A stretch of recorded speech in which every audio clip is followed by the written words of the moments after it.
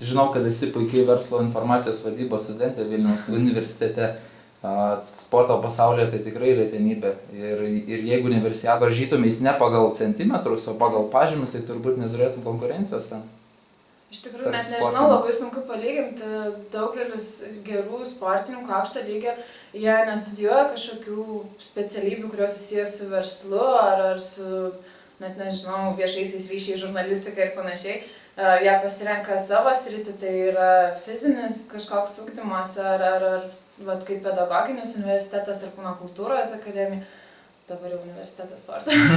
Tai labai sunku palyginti iš tikrųjų yra tos pažymius, nes kaip, pavyzdžiui, netgi turbūt besimokydama kūno kultūros universitete tenais, tai turbūt gal dar geresnis pažymius turėčiau, nes tai atrodo labai natūralu ir tai yra tai, ką tu kiekvieną dieną darai.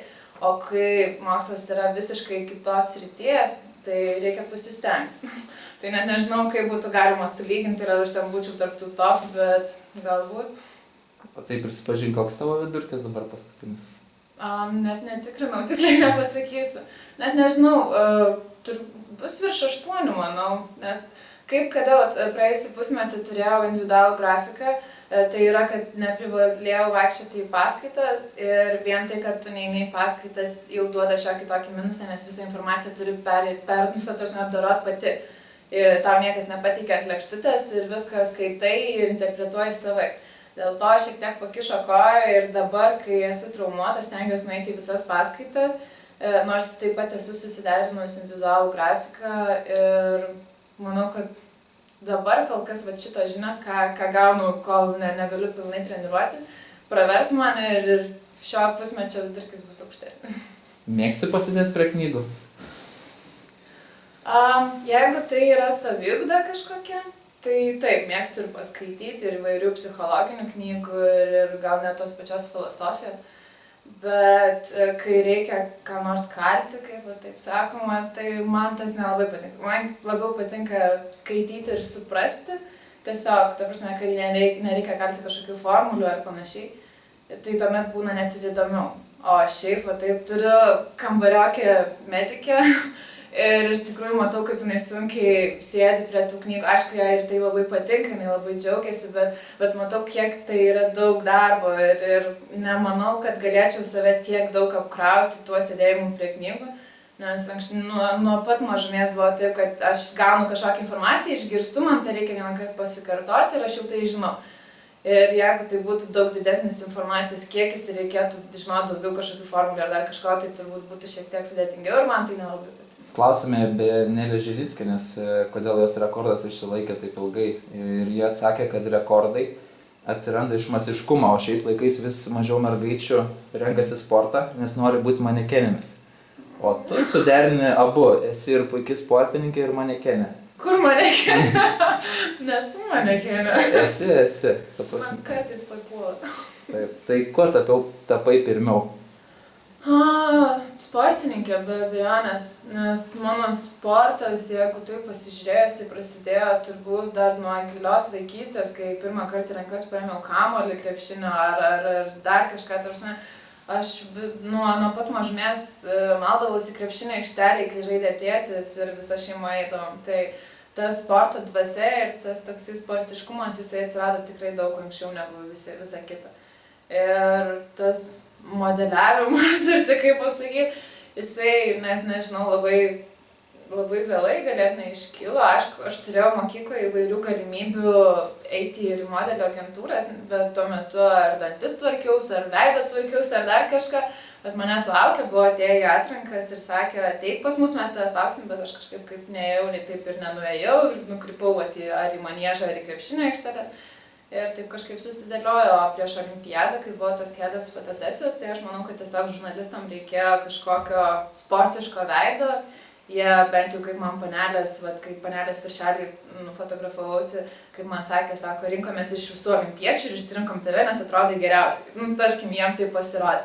Tai aš manau, kad čia buvo sužaidė tas olimpinis motyvas, o šiaip kažkokio tokio kaip ir modeliavimo, tai aš jo tikrai neiškelbiu, nes tikrai nesu modelis, esu sportininkė.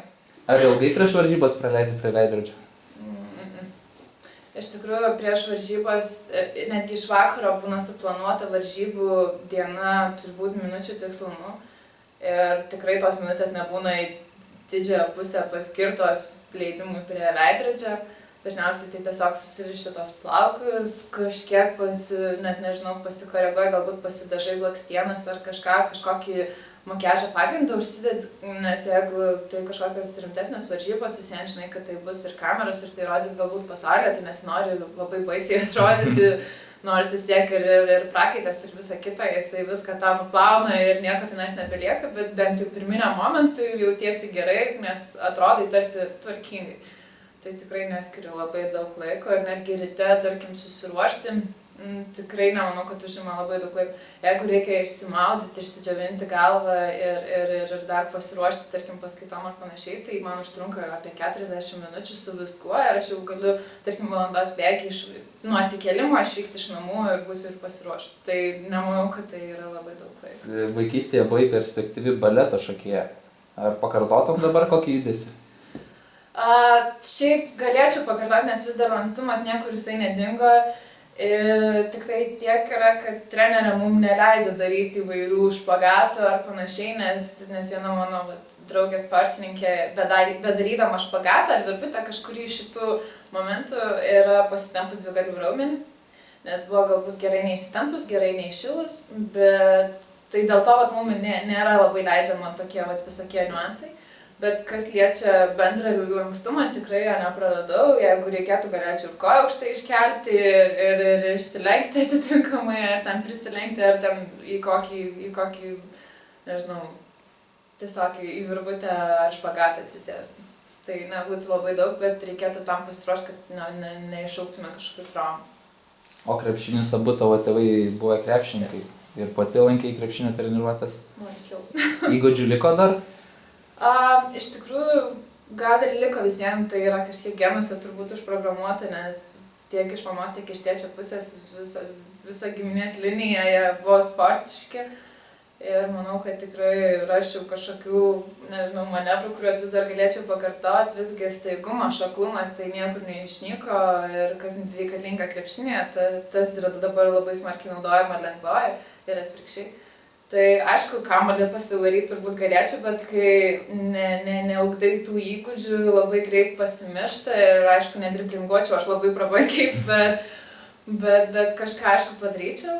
Netgi ir stovyklų metu dažnai pažaidžiam ar futbolą, ar krepšinį, tik tai tenais taip pat saugomės traumų kažkokių, nes visą laiką gali ne taip susistumdyti, ne taip koją pastatyti ir dažnai ir išsisuki čiurnas ir panašiai ir to visiškai nereikia. Tai dėl to labai atsargiai, taip jeigu pažaidžiam, tai galbūt daugiau pamėtom ar tiesiog pasilaksom besipasuojant ir nebūna tokio profesionalaus krepšinio. O su savo šuoliu įdėtum į krepšinį? Esu įdėjus. Visi manęs klausia, tu įdėtai į krepšinį? Sakau, esu įdėjus, bet vieną kartą pabandžiau ir užteko. O tai davai pasitreniruok ir sako, tada surengsim kažkokias varžybas ar tiesiog pafilmuosim. Sakau, nesakau, jau kartą įdėjau, sakau, užteko. Nes buvo Portugalijoje aukščio sektorius ir šalia aukščio sektoriaus krepšinio stovai. Ir darydavau tokius elementus aukščių, kai reikia pasiėmti tam tikrą kamuoliuką, bėgi lanką, kaip, tarkim, šoktum į aukštį ir pasiėmus meti kamuoliuką. Tai aš tą kamuoliuką tiesiog mėčiau į krepšinį. Tai gavosi taip, kad po to tiesiog pasiėmiau paprastą ir man pavyko. Bet daug kas dar ir dabar netiki, kad aš taip galiu, bet visgi pagalvojus, kad šuolis yra iš tiesų nemažas, svorio neturiu didelio, esu ganėtinai aukšta, tai neturėtų būti daug problemų. Pasaulyje turbūt nėra 10 moterų, kurios yra įdėjusios į krepšinį, tikro aukščio krepšį. Aš negaliu pasakyti, ar ir ten buvo labai to tikro aukščio. Tarsi ten stovės tos, aš nejau ir nematavau su metru, kiek tenais yra. Bet į tą aš įdėjau. Tai aš nežinau, kiek ten buvo. Ir jeigu taip reikėtų tiesiog bandyti tą realų, tai reikėtų vis tiek turbūt dar pasitreniruoti. Nes tai nėra taip paprasta ir vis tiek jis yra ganėtinai aukštas, ten 3 metrai su trupučiu, ar ne? 3 metrai 5 centimetrai. Tai tikrai yra ganėtinai daug, bet manau, kad tikrai neturėtų būti šuolininkai problemų tai padaryti, tik tai galbūt net ne visas bando. Mokėsi ir skambinti pianinu, dainuoti chore, kuris tiek daug žino. Netgi norėjai studijuoti žurnalistiką, tiesiog barbė devindarbė. Ar yra kas nors, ko nemoka Airinė Balšytė? Tai aišku, kad yra nieko, nėra taip, kad pasaulyje mokėtum viską, čia natūralu, kad kažko vis tiek nemokėsi. Galbūt... O kas yra tai, ką norėtum išmokti, ko nemoki? Net nežinau. Norėčiau prisiminti, kaip pianinu reikia groti, nes jau seniai begrojau ir pardavau savo pianiną ir jo vietą užėmė sportas ir kitas inventorius. Šiaip net nežinau, iš tikrųjų daug yra sričių ir labai mėgstu ekstremalų sportą, tai būtų smagu daug ką ten pabandyti, bet visą laiką stabdau save, nežinau, kad tai labai artimai siejasi su traumų tikimybė. O šiaip galbūt norėčiau muzikoje daugiau dar save išbandyti, pabandyti kitus instrumentus, galbūt ar su gitara pagroti, ar dar kažką. Iš tikrųjų daug yra pasaulio dalykų, ką norėčiau išbandyti. Tik tai, aišku, tam reikia turėti daug laiko. Po sporto? Galbūt. Žinau, kad tavo tėvai abu sportininkai, abu buvo sportininkai, nenorėjo, kad sektum jų pėdomis. Mama ypač. Bet tu vis tiek pasiekei, ar dabar nesigaili? O tarsi, aš nesugalvoju, kaip aš kitaip galėjau išsisukti šitoj situacijai, nes visi aplinkiniai matė mano gerus genus. Visi matė, kad aš turiu perspektyvos. Ką aš besimčiau, aš turiu perspektyvos. Ir visą laiką, ar tai būtų baletas, ar tai būtų krepšinis, ar kažkas. Jeigu man baletą netgi siūlė stoti baleto mokyklą, tai jau kad esu turbūt gabi. Ir aš kažkaip pajaučiu, kad galbūt netgi ir žaisdama krepšinį galėjau tenais užsikabinti ir likti ten, ko labai tėtis norėjo. Mama, aišku, galbūt ne tiek, nežinojo, kokia tai yra duona ir kaip tai yra nelengva.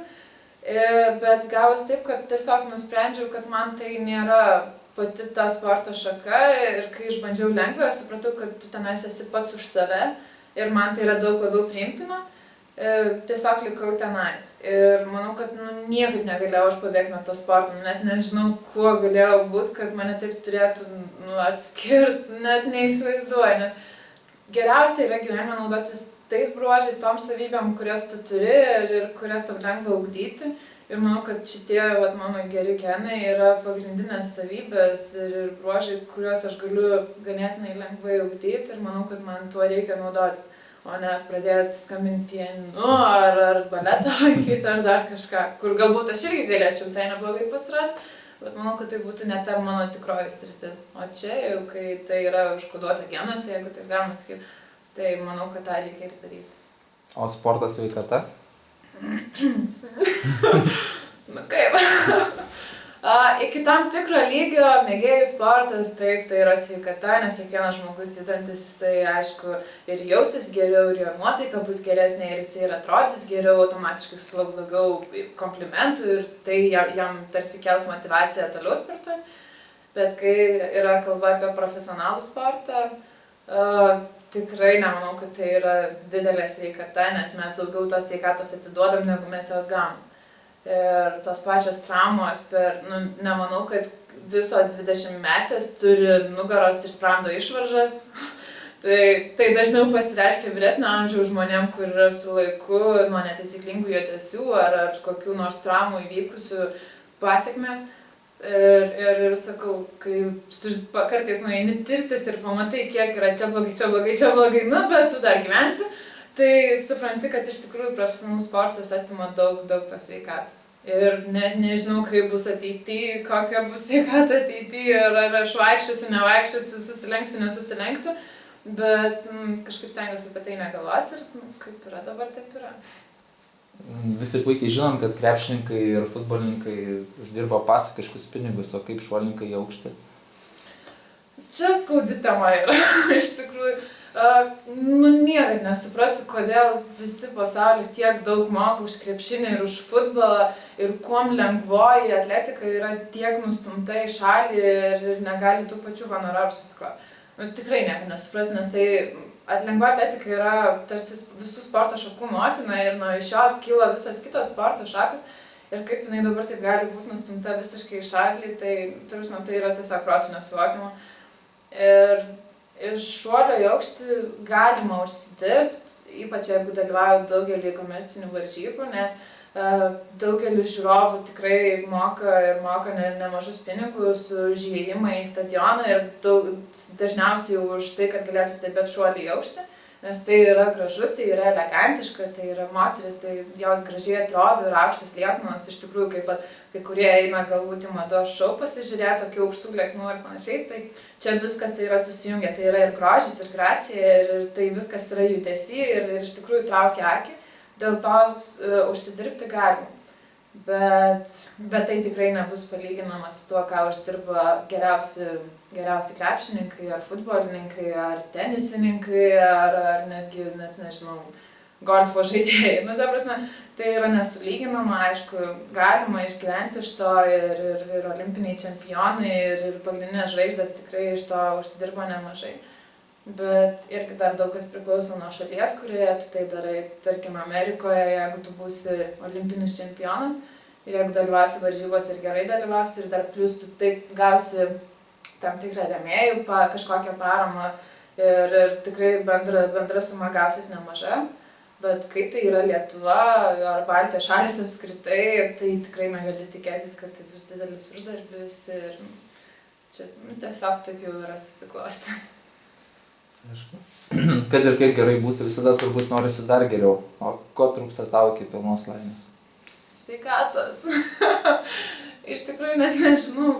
Atrodo, šiaip, kaip ir turiu viską realiai, ko norėčiau. Galbūt vienose srityse galėtų būti šiek tiek geriau, kitose yra gerai taip, kaip yra. Bet, kaip sako, visur maksimaliai geras negali būti ir labai sunku yra viską suderinti taip, kad 100% gerai būtų. Tai manau, kad šiaip iš esmės viskas yra ganėtinai neblogai. Aišku, kai turėsiu Lietuvos rekordą, bus turbūt dar geriau ir kiekvienais metais tos ambicijos kyla, bet geriausia yra turėti tam tikrus tikslus ir labai nenukrypti nuo jų ir tada yra daug lengviau jų siekti. Ir tiesiog tai, kai tu pasieki tos savo tikslus, tai ir priduoda tos pagrindinės laimės, džiaugsmo ir tada tu jautiesi, kad tu viską turi, tau viskas sekasi ir viskas yra gerai. Tai manau, kad kol kas yra viskas ganėtinai neblogai. Aišku, tikrai norėtųsi ir galbūt geresnių sporto sąlygų, tarkim, treniravimas. Galbūt norėtųsi, kad rėmėjai atsižvelgtų daugiau lengvą atletiką ir suprastų, kad ir čia tikrai yra talentingų žmonių, kuriuos galima remti ir aukštinti ne tik kaip krepšininkus ar kitas sporto šakas, kur labai išpūsta yra. Bet yra kaip yra ir čia vienas žmogus to nieko nepakeis, jeigu daugiau žmonių apie tai šnekės, galbūt tai eis iki kažkieno ausų ir kas nors pradės keistis. Nemanau, kad tai įvyks greitų metų ir kol kas nereikia skųstis, geriau būti optimistu, žiūrėti į tai, bet yra kaip yra, naudojasi tuo, kad turi ir tiesiog neprauk savęs didesniam problemom. Ačiū už pokalbį. Dėkui.